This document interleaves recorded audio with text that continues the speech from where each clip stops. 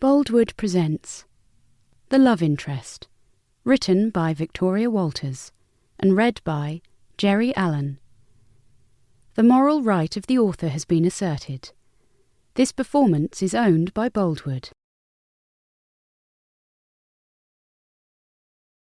Love interest, noun. 1. Countable, usually singular. A character in a film or story who has a romantic role, often as the main character's partner. Chapter 1. What makes a great love interest? Attractive but flawed, a fully realised character with their own agency, chemistry and conflict with the protagonist. I looked up from the textbook I was reading, How to Write Romantic Fiction, to check the university library was still empty. I had just opened up the doors, and from the past 3 months working here, I'd gathered that the first hour was usually quiet as students were either rushing to an early lecture or were still in bed recovering from the night before. So I was using this time to read some of the books as I shelved them from the returns trolley, and this one, used on the creative writing degree course, had caught my eye immediately. I had always wanted to write my own romance novel, but I was stuck with how to create a love interest for it. The leading lady I could come up with easily, but the man she fell in love with, a blank. After I closed the romantic fiction textbook and shelved it, I walked towards the classics section, my eyes moving naturally to some of my all-time favourite love stories. What I needed was to create someone as perfect as Mr. Darcy. I sighed out loud. Who wasn't looking for their own Mr. Darcy? You had to admire Jane Austen. Not only had she created a character that women were still swooning over in a completely different century to the one she had written him in, but she'd done so never having found a real-life love interest herself. We had that in common. Maybe that was why I was finding it hard to come up with the male lead in my story. I had no romantic hero of my own to base him on. I picked up a copy of Pride and Prejudice and slid it back into its rightful place. Ever since I'd read it at the age of 12, I had devoured romantic stories. I knew what kind of man I fell in love with on the page, so why was it so hard to write one myself? "Morning, Liv," came a cheerful voice in a hushed whisper. I peered around the stack to see Stevie walking towards me, brandishing 2 takeaway coffees in her hand. I had recently joined as an assistant librarian, and Stevie was my supervisor, having worked in the library for 2 years. "I've never seen a more beautiful sight," I said, walking over to take the cup she offered me with a grateful smile. "You're a star." "I love your outfit today, very librarian chic," she added. "Well, thank you." I did a pretend curtsy. I always tried to dress up for every occasion, and work was no exception. Today, I wore a pencil skirt with a blouse tucked in, court shoes and black-rimmed glasses. Completing the look was a slick of bright red lipstick and gold hoop earrings, visible on one side as I'd tucked my dark shoulder-length hair behind my ear. "And I love your headband," I said to her. She always wore one to push back her blonde hair, and today it was a pretty pearl one. "I just got it from Amazon," Stevie said as she walked over to the desk near the doors, took off her coat and hung it next to mine on the hook. I took a sip from the takeaway cup and let out a moan. "You always find the best coffee," I told her. Stevie and I had bonded immediately on my first day, thanks to us both hating our real names, Stephanie and Olivia, having an addiction to coffee, and being loud and proud bookworms. "A coffee place has just opened down my road, and based on this, I think I'll be a regular. Oh, I need to charge my Kindle," she said, pulling it out of her bag. "I always feel like I'm committing a librarian sin using it, but you know what my flat is like." I nodded. I'd been round there a few times, and the phrase, "no room to swing a cat," must have been patented after seeing where she lived. It was cute and cosy, though, and I knew she loved being able to live on her own. Doesn't matter what you use to read books, it's still reading, although it is sad you can't even have a bookcase. Stevie sat down in one of the swivel chairs behind the front desk. "At least I get to live out my library fantasy here." Ever since I saw Beauty and the Beast, I've dreamed of having my own library, but I think this will be the closest I'll ever get living in London. I looked around and smiled. This was a gorgeous library. Housed in the main building of one of London's oldest and most prestigious universities, it was huge with floor-to-ceiling windows that offered a view of the city, which other people had to pay 30 quid for at the top of the Shard. I'd worked here for 3 months and it felt like home already. I'd been stuck knowing what I wanted to do with my life, yet being too scared to actually go for it. So when my brother had suggested I move in with him rent-free so I could pursue my dream, I'd bitten the bullet and moved from our hometown in Hampshire. Dan was an influencer, creating online content and earning money from working with brands on TikTok and Instagram, and was encouraging of me trying to write a book. So I could contribute some money, though. I'd looked for a part-time job, and I'd found this assistant librarian position at the university for 3 days a week. I'd helped out in the library at my own university, and had worked in several bookshops since leaving, so it had been a great find. Being surrounded by books all day was quite simply my idea of heaven. Now all I needed to do was make the "Shall I carry on shelving?" I asked Stevie when we'd finished our coffees. "Yes, please. I better go through the emails," Stevie said, which means navigating our clunky intranet and dealing with students begging to keep their overdue books even longer. She gave a long-suffering sigh. "Ugh, students." We shared an eye roll. "Good luck," I added, leaving her to it. I still found the intranet tricky to use, so I didn't envy her task. As I shelved books, I thought about the one I'd looked at about writing romantic fiction. What I needed to do was write a man that had readers swooning, like I swooned over Mr. Darcy and, let's face it, countless men in the pages of my favourite books. But what kind of man made me swoon? "Definitely tall, dark and handsome," I whispered to myself as I put the books away. The sound of a conversation nearby broke through my musings. I tutted. It amazed me that, considering how long libraries had been around, people still struggled to be quiet in them. Holding a copy of Jane Eyre to my chest, I rounded a bookstack. "Can you please lower your voices?"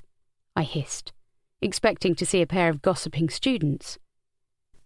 When I realised it was 2 grown men I had admonished in my best stern librarian voice, yes, I had practised it at home, I stopped in surprise. "I'm so sorry, Liv," one of them said, still talking loudly. My cheeks turned a little pink when I realised I had told off the assistant to my boss, the Vice-Chancellor at the university. "I didn't realise it was—" "Sorry, carry on," I replied hastily. "You had every right to tell me off. I have a loud voice and I forgot we're in a library," Jasper said, looking at me with a warm smile. "I'm glad to see you're keeping everyone in order." "Livia is good at keeping order," a deep voice with an Irish accent said from beside him. I'd been so flustered I hadn't paid much attention to the man with Jasper, but as he spoke, I turned and looked up at him. Even in my heels he was very tall, and then, if it was possible, my blush deepened. I'd recognise that irritating smirk anywhere. I couldn't believe it. Aiden bloody Rivers was standing in my library. How? Why? "Hello, Olivia," he said, his Irish accent more pronounced than ever as he said my name. "Oh, do you two know each other?" Jasper asked, surprised, glancing back and forth between us. My eyes narrowed. Unfortunately, we did, but I forced myself to be civil in front of Jasper. "Aiden?" I said tightly. "We're old family friends," Aiden said in that easy way of his. "I had no idea you were coming in today," I said through gritted teeth. I hadn't seen him since my brother's birthday. "Well, you've always raved about the place, so when Jasper called me, I knew I had to come and look around for myself," Aiden said, his smirk widening as he looked at me. I took in his green eyes, the way his mouth curved up at the corner, the way his almost black hair waved slightly around his temples and ears, and the outline of his muscular arms underneath his smart jacket. I rarely saw Aiden wear anything but a t-shirt and ripped jeans, and I had to admit a suit looked good on him. Very good, even. It was a fault with the universe that the perpetual thorn in my side was really rather nice to look at. "And I know you love surprises," Aiden said with a smile that to Jasper would seem friendly, but that I knew meant he was enjoying my discomfort. "Oh, do you?" Jasper asked me. I'll have to remember that. And it's great to hear you've been enjoying work here as much as we've loved you joining the team. Was it my imagination or were Jasper's cheeks turning as pink as my own? I smiled back at him, flattered by what he had said but annoyed with what Aiden had just told him. Well, I started, not sure what to say without calling Aiden a liar. I hadn't seen Aiden since May, so I definitely hadn't raved about the university, and I didn't enjoy surprises either. They made me nervous. I couldn't plan an outfit if I didn't know what was happening. Why did you say you were here again? I asked the still smirking Aiden, clutching my book even tighter to my chest in case I felt the urge to lob it at him. I didn't, he replied. Oh, I'm just showing Professor Rivers around, aren't I? Jasper said cheerfully, giving him the tour, introducing him to key staff members. He trailed off and looked like he wanted to say more but couldn't. Well, I suppose we'd better carry on, he said, turning to Aiden. I frowned, confused why Aiden would even want a tour here. But it was too awkward to demand an explanation in front of Jasper, which I felt sure Aiden knew by the smug look on his face. Lead the way, Aiden agreed. Jasper glanced back at me. I'm sorry again for disturbing the peace, Liv. Maybe I'll see you in the staff lounge later? He asked, running a hand through his shaggy fair hair. Oh, yes, maybe, I said, making myself turn from Aiden to look at Jasper, whose eyes lit up. He gave me a goofy wave and set off for the double doors. Aiden paused and stared into my eyes for a moment. I returned his stare defiantly, even as I could feel my pulse quickening. I wondered what he was thinking. Then he raised an eyebrow. I know those glasses are fake, he said. What's going on? What are you up to? I hissed, my efforts to keep calm disintegrating now Jasper had left us alone. Aiden was a professor and was usually miles away from me. It was disconcerting to have him here on my turf. That's for me to know and you to find out. See you later, Olivia, he said, dropping me a wink before sauntering away after Jasper. It's Liv, I hissed, although I knew it was pointless. He delighted in calling me by my full name. I mimed throwing the book at his retreating head, then stalked back to the front desk, my blood heated as it always was after an encounter with Aiden. Okay, Stevie said, her blue eyes twinkling as she stared at me across the desk. Who was that? Chapter 2. Sinking into the office chair next to Stevie behind the front desk, I reached for my coffee and took a sip. Oh, I finished it, I said, staring at it accusingly. I have a bit left. You look like you need it more than me, Stevie said, swapping my takeaway cup for hers. Drink, then tell me who that fitty was with Mr. Elbow Patches. He wore elbow patches one time. I trailed off and drained the rest of her coffee. Poor Jasper. I had to agree with Stevie, though. He did dress more like he was 50 than 30. I took a breath. That was Aiden Rivers, my brother's best friend, I explained, still unable to believe he'd just been in my library. Really? Where have you been hiding him? She looked at me keenly. Are you okay? You look shell-shocked. I didn't even know he knew what a library was, I said. He should be in Bath at his university, not here in mine. I mean, there are quite a few people here. I wouldn't say it's your university. She trailed off at my withering look. You're right. You should have asked permission. I nodded even though I knew she was being sarcastic. Except he never asked permission. Not when his mission in life is to wind me up. It's been the same since we were teenagers. 10 years of knowing Aiden and he's still got under my skin. I pulled out my phone. Wonder if Dan knows Aiden is in London. I usually only see him at Christmas and on Dan's birthdays. Try to avoid him as much as I possibly can. Why? You look like someone right out of a romance novel to me. Tall, dark, handsome. My fingers froze on my phone screen. Aiden? A romantic novel hero? I loved Stevie, but she really had no idea. Shaking my head, I messaged my brother. Aiden just suddenly showed up at my library. What the hell? I looked back at Stevie. Trust me, he's no romantic hero. even if in some lights he looks a bit like Mr. Darcy and has a sexy accent. Stevie stilled from her typing and gaped at me. What kind of sexy? She groaned. And next you'll tell me he has a gorgeous girlfriend. Actually, he's recently single. Dan had told me that Aiden and his girlfriend Zara broke up over the summer, but I had no idea what had happened between them. They'd been together for 2 years, which she deserved a medal for. Well, that's good news, she said brightly, then paused as she saw my face. Nope, definitely not good news. What's wrong with him? Why don't you like him if he looks like Mr. Darcy and has a sexy accent? God, don't ever tell him that. He has a big enough ego as it is. No, Aiden may have the looks, but not the personality. He's... I tried to find the right word. Irritating. He loves to push my buttons. I almost threw my book at him just then. Stevie laughed. Well, I'm glad you didn't ruin a copy of Jane Eyre on his behalf. What a shame he's annoying when he looks like that. Not that he's my type. She emphasised the word, and I knew she was trying to say she thought he was my type. Why can't Mr. Darcy be real? I asked for what felt like the millionth time. Stevie was as single as I was, so I knew she got it. She snorted. Men like that don't exist in real life. I want someone romantic. Maybe if I could find one, I could write my novel. I keep telling you, all you need is a fantasy man. Just write the man of your dreams. Someone who would never disappoint you. I think you're right. I just need to write about the kind of man I would want to sweep me off my feet. Yes, because it'll never happen in real life. You'll never find a real-life male muse, trust me. I tried not to let it, but my mind wandered to Aiden again. I was so confused as to why he was touring the university with Jasper, and suspicious too.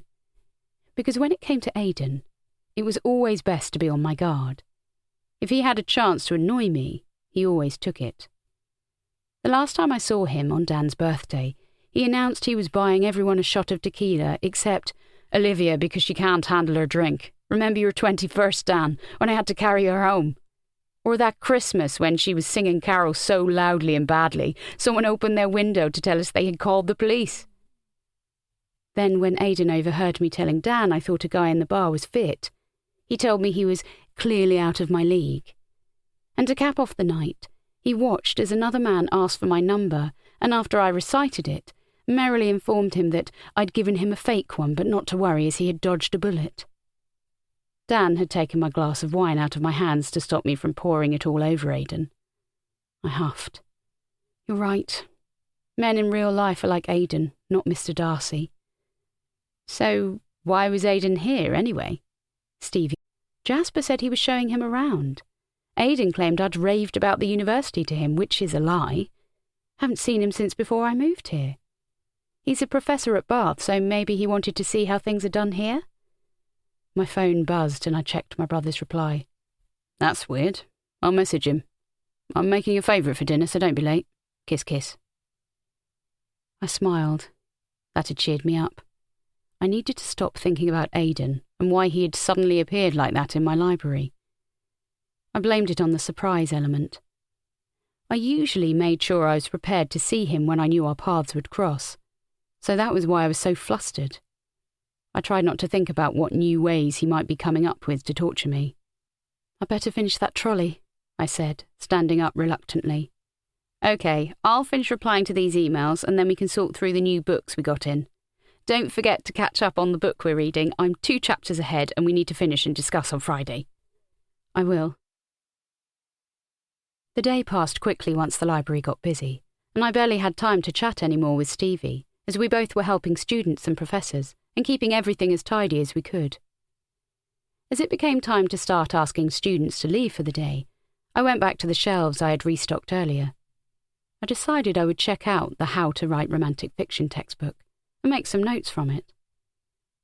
I was supposed to be here in London to finally start writing my novel, but I had struggled since I'd arrived. I needed to just start it, and Stevie was right. I'd never find the right man to base my male character on. I needed to imagine my dream man and use him instead.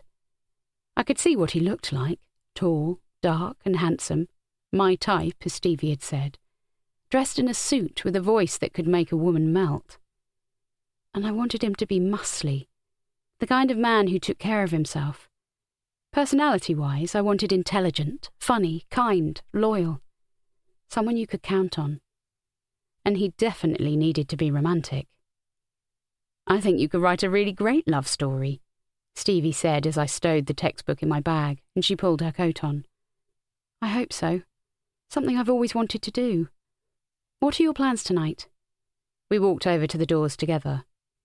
"I'm going to finish that series I've been watching, eat a big bowl of pasta, then have a long soak in the bath. How about you?" "Dan is making risotto, then I'm going to make notes on this book. I feel inspired today," I said, stepping to the side of the doors as Stevie locked up the library for the night. "I'm glad you took the job here, Liv. So much more fun now." "Me too." I felt like I'd made a friend for life. We walked out of the university building and down the stone steps. "I'll see you Friday for my next shift. Keep me posted on the book." She waved and set off in the direction of her flat, whereas I turned towards the park, which I needed to walk through to get to my brother's flat in Islington. It was a warm evening for September, so I stowed my cardigan in my bag and walked just in my blouse and pencil skirt, wishing I hadn't worn quite such high heels. But I needed all the extra height I could get.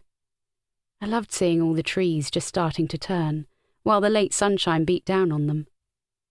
I was enjoying living in London. There was so much to see and do, and it was fun living with my brother for the first time since we both had left home for university.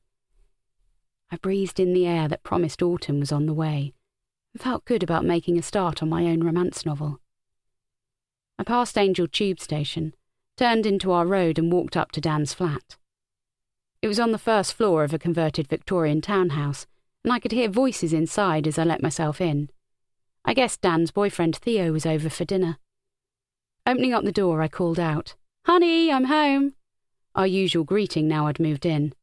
"Honey, we're in here," a voice called back, which stopped me in my tracks. There was no mistaking that Irish accent. Chapter 3. Aiden was here. I was seeing him twice in one day. What had I done to deserve this? I wondered if I could turn around and make a run for it. "Hurry up, Liv, it's almost ready," Dan called. It hit me then. The delicious smell of my favourite dinner. My stomach rumbled on cue. I'd have to put up with Aiden for this meal. With a heavy sigh, I paused by the large mirror in the small hallway and checked that my red lipstick wasn't smeared all over my face and my hair wasn't looking too crazy after my long walk home. After I hung up my bag on the hooks in the hall, I took out the How to Write Romantic Fiction textbook and carried it with me, taking a deep breath as I walked in. I loved this flat. The tall ceilings, the light that streamed inside in the mornings, the Scandi vibe decor my brother had cultivated, and the fact that his job as a social media influencer meant it was always full of freebies I could try. "How was work today?" Daniel was cooking in the kitchen. He gave me a warm smile. Dan was a couple of inches taller than me with the same dark hair, although his was cut to frame his face and large hazel-coloured eyes. "It was fine," I replied, my eyes darting towards Aiden sat on one of the bar stools behind the kitchen counter involuntarily. "Olivia told the assistant to her boss to be quiet today when he was showing me around. It was hilarious," he said with a grin. I rolled my eyes. "I didn't see it was him. Students are so noisy sometimes. Anyway, Jasper was lovely about it." "Didn't stop talking about you after that," Aiden said. "What did he say?" I asked, before I remembered who I was dealing with. Aiden smirked. I couldn't possibly betray any confidences. He patted the bar stool beside him. "Come and sit down, Olivia. Dan is cooking some hideous vegetarian dish for us." "Oh no, that means you'll have to actually eat a vegetable," I said, pretending to look horrified. "Will you be okay, or do you need to deliver a burger?" "Don't put that idea in his head," Daniel warned me, then turned to Aiden. "And you won't even know this is vegetarian, it's that good." Daniel and Aiden were 2 years older than me, and had been best friends since they'd met working part-time at a cinema. They'd bonded over their mutual love of films and been close ever since. I knew Aiden was fiercely loyal to Dan and was a good friend to him, but to me, he'd been nothing but irritating for the 10 years we'd known him. I made sure to give back as much as I could. The result was an ongoing battle that neither of us was willing to accept defeat in, to Dan's constant exasperation. I climbed up on the stool, putting the textbook on the counter in front of me. I wondered what Jasper had said about me. But there was no way I was going to beg for Aiden to tell me. He would enjoy it far too much. I tried to push him out of my head. "Smells great," I said to Dan. "No Theo tonight?" "He's taking a class," Dan explained. His boyfriend was a talented artist and taught night classes at a local college. "When you said Aiden was in London, I invited him for dinner. You know I always make too much." Now I regretted telling Dan I'd seen Aiden today. I resisted the urge to give my brother a dirty look. "So, what did you think of the university?" Dan asked Aiden, oblivious to my annoyance. Aiden swivelled on the stool, moving his legs out so one brushed against mine. "Can you stop manspreading, please?" I complained, crossing my legs the other way. "I can't help it if I need the extra space." He waggled his eyebrows at me. "You wish," I snorted, making sure I didn't drop my gaze downwards at all. Dan cleared his throat, drawing our attention back to him. "The university?" he repeated. "The film department facilities are so great. They have this new camera that—" I tuned out Aiden's enthusiastic speech about cameras and other high-tech equipment the university had, and opened up my textbook. "Sounds great," Dan said after Aiden had droned on for God only knew how long about the film equipment. "When will you know if they'll make a formal offer?" "Friday," Jasper said. Aiden leaned over towards me then. "What are you reading, Olivia? Is it smut?" "None of your business," I retorted, trying to shield the cover, but Aiden read the title out loud. I sighed. "I'm just doing research for my book." "That's great," Dan said enthusiastically. "You will be brilliant at writing a novel. You just need to start." While I studied English Lit at university, I had written during any spare minute I had from my course and entered a couple of my short stories into competitions. I'd even won first place in one and had another published in a women's magazine. But I really wanted to write a novel. I'm trying to think about what makes a good love interest in a book so I can come up with one. Why do we all love Mr. Darcy so much, for example? I said, letting out the same dreamy sigh I always did when thinking about the man. "I don't see what all the fuss is about. He barely speaks," Aiden commented.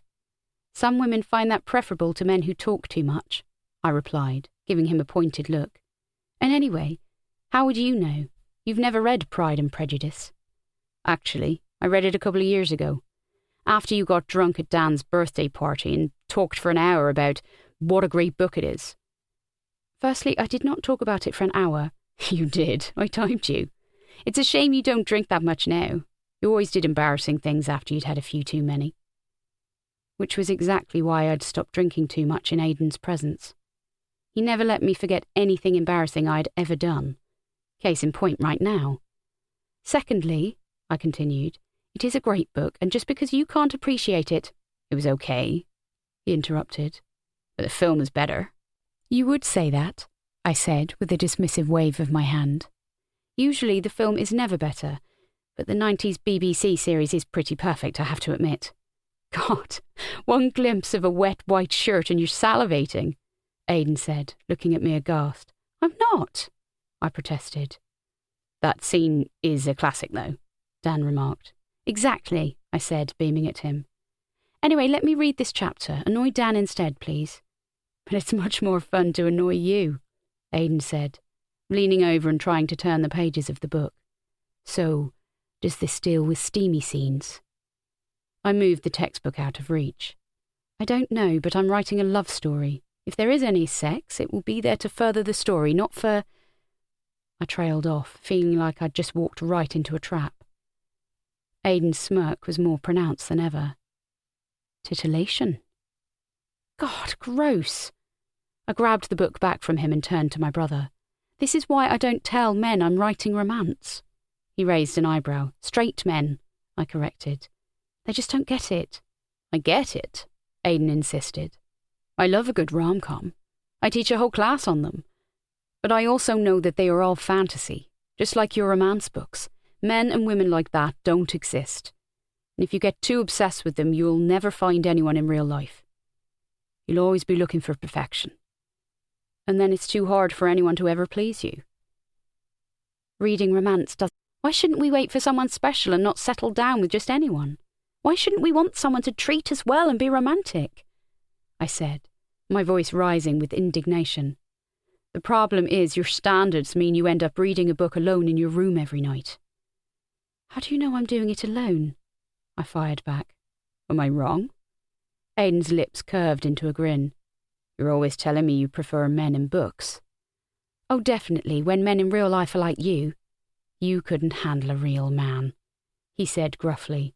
Show me a real man first, I retorted.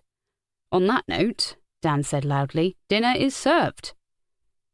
He gave me a look. I knew it well.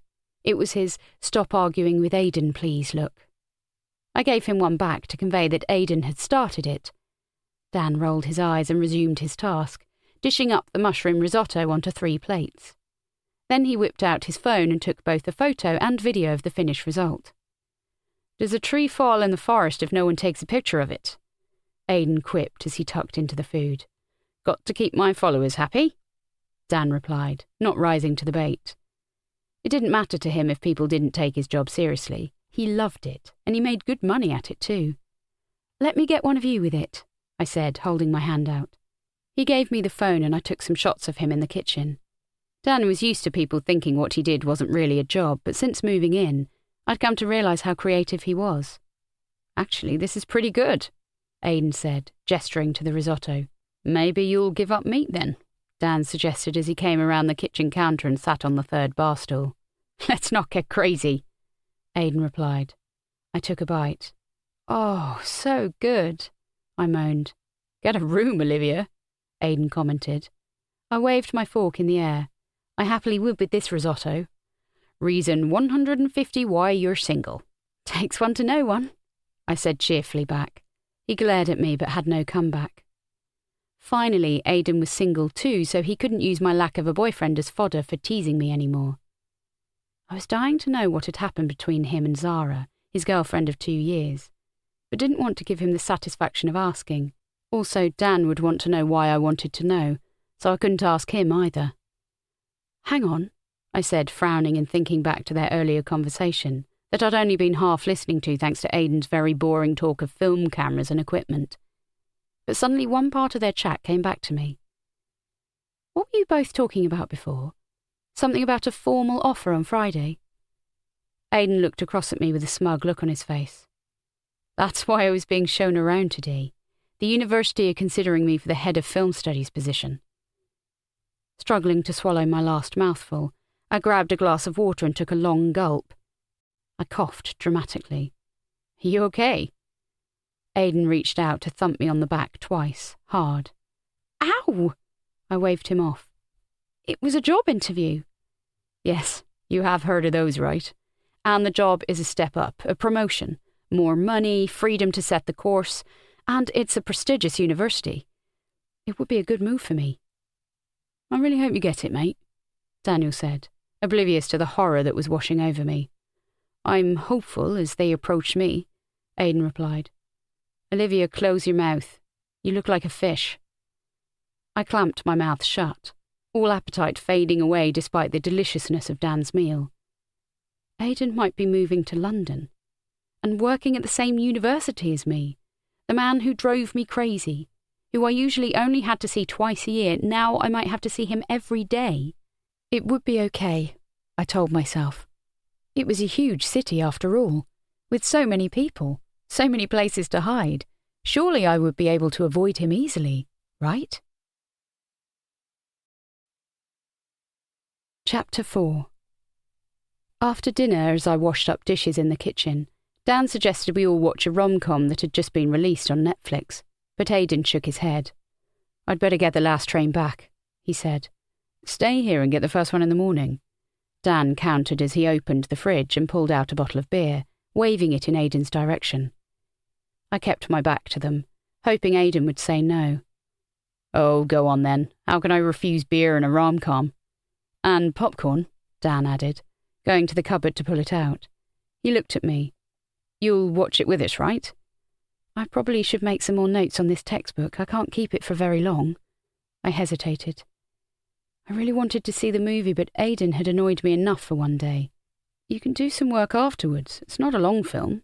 And it'll be research for your book too, won't it? I'll make the popcorn sweet and salty. Dan gave me a pleading look. I could never refuse my brother. Okay, but I get the armchair, I said, walking into the lounge area.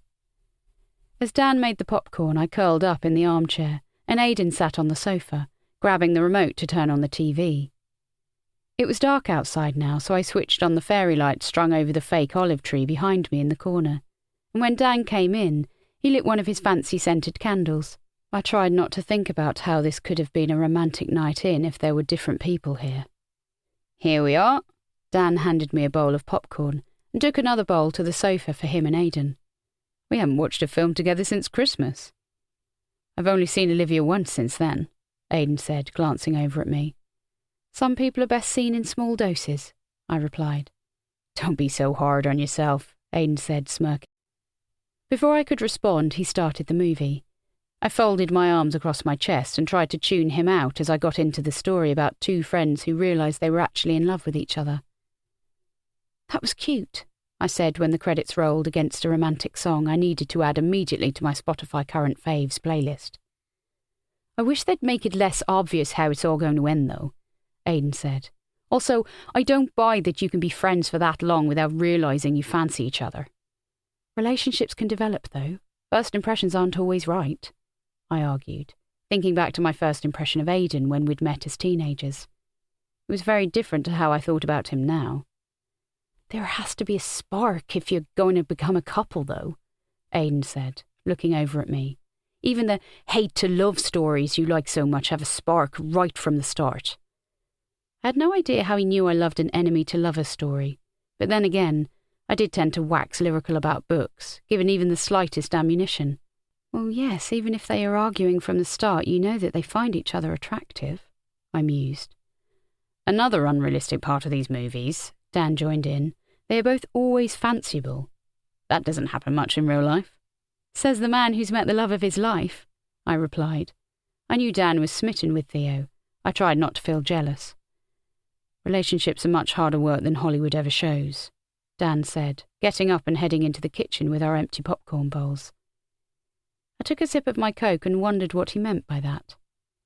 Theo hadn't been over in a couple of days, but they always seemed solid to me. Tell me about it. Aiden agreed, then yawned. I'm shattered. I think I need to head to bed if I'm ever going to get the early train back to Bath. I'll help you with the sofa bed in my office, Dan said. I really think you should give your male character an accent, Aiden said to me as he stood up. The ladies love my voice. They think it's sexy. I tried not to remember what Stevie had said about his accent. First impressions might make them think that yours is sexy, I grant you, I said. But once they start talking to you, they'll realise the voice doesn't fit the man. I think the lady does protest too much, he said with a grin. Sweet dreams, Olivia. I gave him the finger behind his retreating back. I was grabbing a glass of water in the kitchen a few minutes later when Dan returned. Are you seeing Theo this weekend? I asked as casually as I could. Dan drained the rest of his beer. Yeah, we thought we'd go to that new exhibition at the Tate. Do you want to come? Maybe you should go without me? Don't want to be a third wheel for a date. As if either of us ever thinks of you as that, he replied. And they have that great bookshop next door, and don't forget the cupcakes in the cafe, he said, waggling his eyebrows. I laughed. Okay, you know my weaknesses. As long as you guys don't mind. I watched him drop his beer bottle into the bin. Dan hesitated for a moment. Sure, of course. He shrugged. Right, I'll see you in the morning. Good night, I said, wondering if he was being completely honest with me. I went to my room, pausing just before I entered to glance at the closed door of Dan's office, spare bedroom. Aiden's mention of first impressions replayed in my brain. We'd met at a party, and I had thought he was the most gorgeous man I'd ever met. And although I disputed it now, I had thought his accent was sexy that night. Shaking my head, I hurried into my bedroom and closed the door. I blamed that on the fact that teenage me had had very little experience with men. 10 years later, I knew much better.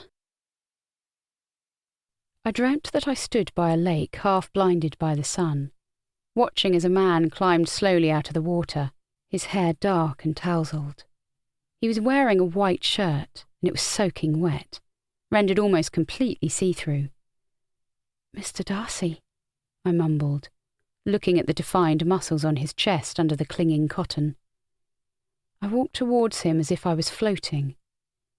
I reached out and touched his chest, looking up at his handsome face. His lips curved into a smirk, and his eyes were a sparkling green.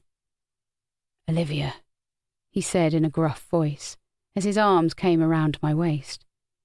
My hands moved up his chest to his solid shoulders, and then into his hair.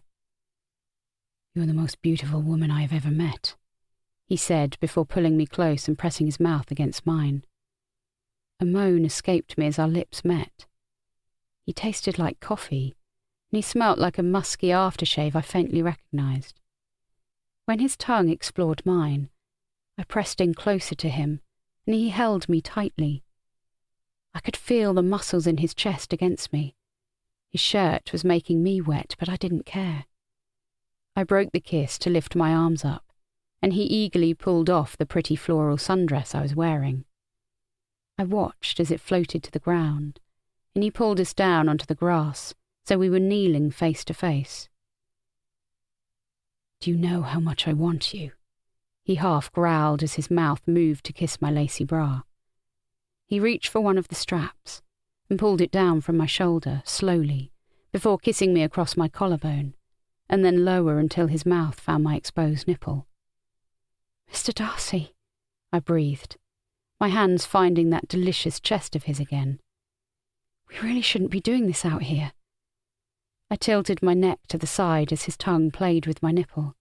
He stilled. I opened my eyes to find him looking at me. "Don't stop," I said, disregarding my previous. I leaned towards him again, willing him to carry on, but he remained still. "I'm not Mr. Darcy," he said breathlessly. I shook my head. "Of course you are. You came out of the lake in the white shirt. My words died on my lips as the sun slipped behind a cloud, and I was no longer dazzled by it. Then I could see that I was looking into a very familiar face. "Olivia," he said, his Irish accent purring my name. "Aiden," I said, reaching up to touch his lips. "Are you disappointed?" Hesitating, I brushed my finger across his smirk. "No, don't stop," I pleaded desperately. Our lips met frantically and I pulled him down on top of me. "Don't stop." He undid my bra and tossed it onto the grass. His mouth found me again, and then his hand slid down my chest and my stomach, making me arch my back in pleasure. Aiden leaned over me, putting his mouth close to my ear. "I won't stop until you're screaming my name," he whispered. I woke up with a start. I opened my eyes, confused. Blinking as sun pooled on my face, I groaned and rolled over to look at the clock. It was early, the sun rising out of my bedroom window, streaming in through a gap in the curtains. I dug my face into my pillow as my dream came back to me. God, that had been hot. I squeezed my thighs together as frustration rolled over me. It had felt so real and intense, and I bolted upright. It had been about Aiden. My cheeks flushed as I remembered pleading with him not to stop. Surely it had been an innocent mistake of my subconscious. I had watched the Pride and Prejudice lake scene before bed as research for my book, and clearly I'd mixed up Mr. Darcy with the man who had invaded my workplace and flat yesterday. My mind had just got jumbled up. Didn't mean anything, I told myself firmly. But I touched my lips. The feeling of Aiden's mouth against mine wouldn't go away. I needed a distraction, and fast. I jumped out of my bed. My restlessness needed to be channeled into something productive. I decided to do some morning yoga. My mum had had us doing it since we were kids, along with meditation and any wellness practice she could think of. but yoga had stayed with me. It really did refresh my mind and body, and honestly, I needed that this morning. Anything to shake off the weird feeling I had, like an itch deep inside that I couldn't quite scratch. Pulling off my nightdress and trying desperately not to remember Aiden taking off my dress in my dream, I quickly exchanged it for my yoga leggings and crop top, and placed my yoga mat under the window so I could enjoy the morning light. Then I grabbed my laptop and found one of my favourite yoga routines on YouTube. I took a long inhale and exhale before I pressed play. The stretches would be perfect to help clear my mind of everything and everyone else. Just focus on my breath. And it worked. Until my eyes flashed open as I moved into a headstand. I could hear Harry Styles blasting through my peaceful moment. For a second I was confused. I mean, Dan loved Harry, didn't we all? But he, like me, preferred a quiet morning. Then I remembered it wasn't just us in the flat. I descended from my headstand and stopped the video with a sigh. I couldn't focus on my breathing when all I could hear was music. Any lingering thoughts of my sexy dream about Aiden were rapidly replaced by irritation that he'd ruined my calming morning. This was a feeling towards Aiden I was used to, and this was definitely more preferable than what I'd felt when I woke up. I clung eagerly to my anger. So bloody thoughtless, I grumbled as I slid my feet into my slippers and stalked out of my bedroom. Okay, so I know you have no care for other people, but even you must realise that 7 a.m. is not the time to play music at that volume, I shouted as I stepped into the kitchen. But when I got to the doorway, I stopped in my tracks and took in the scene. Aiden was making coffee, bopping along to the music, and Jesus Christ, he was shirtless. I couldn't help it. I stared. Aiden was a gym fiend. I knew he went pretty much every day, and his body was evidence of that. I took in his defined muscles. His chest was lean and still slightly tanned from the summer, and as my eyes drifted up, I saw his dark hair was wet and tousled from the shower. I bit my lip. Inadvertently, Aiden was reminding me of my wet shirt dream. I won't stop until you're screaming my name. Oh, God. I fought hard to keep hold of my irritation with him because I was in danger of slipping back into a very different kind of frustration, and that was frankly mortifying to admit, even to myself. Aiden saw me then and turned around. "What?" he called over the music. I shook my head to clear it of any thoughts of wet shirts and lakes, and how good Aiden looked right now, and reminded myself that he'd ruined my yoga routine and was a chronic pain in my bum. I opened my mouth to tell him just that, but then I saw him take in my yoga outfit, which didn't leave a lot to the imagination, I supposed. Felt like his eyes were grazing over my head to my feet in a way that seemed very unlike how he usually looked at me. It rendered me unsure what to say, but then it felt like I must have imagined it because he abruptly went back to pouring out his coffee. I reached over and, "That's better," I said with relief. "I know you wish you were Harry Styles, but that volume is not acceptable at this time in the morning. I was trying to do a relaxing yoga routine," I complained. "I think my abs are better than Harry's," Aiden remarked, flexing an arm before settling on a bar stool with his coffee. "I don't want to look at your abs, thank you very much. Can you cover up? You're like a peacock showing off." Aiden looked across at me, that irritating smirk of his back. "Ah, so you think I have good abs, Olivia?" Exasperated, I made myself look firmly away from his bare chest. I would not give him the satisfaction of looking at it again. "I'm worried I'll be put off my breakfast, actually," I huffed, and then, to move the conversation away from his bare chest, which he was making no effort to cover up, I added, "And can you try to actually call me by my name for once?" He grinned. "Woke up on the wrong side of bed this morning, did you?" "I was fine until I saw you," I replied, my cheeks flushing despite my best efforts as I remembered how I'd woken up. "Is there enough coffee for me?" He shrugged. "Sorry, you'll have to make your own." "For goodness sake," I snapped, feeling rather hot and bothered, and I wasn't sure it was all in a bad way. "Maybe you need a no talking before coffee rule in the mornings," Aiden suggested. "I wasn't at all grumpy until you blasted Harry Styles and probably woke up the whole building." Dan shuffled in then in his silk pyjamas. "He is preferable to an alarm clock, though," he said. Aiden grinned and I flashed him a glare.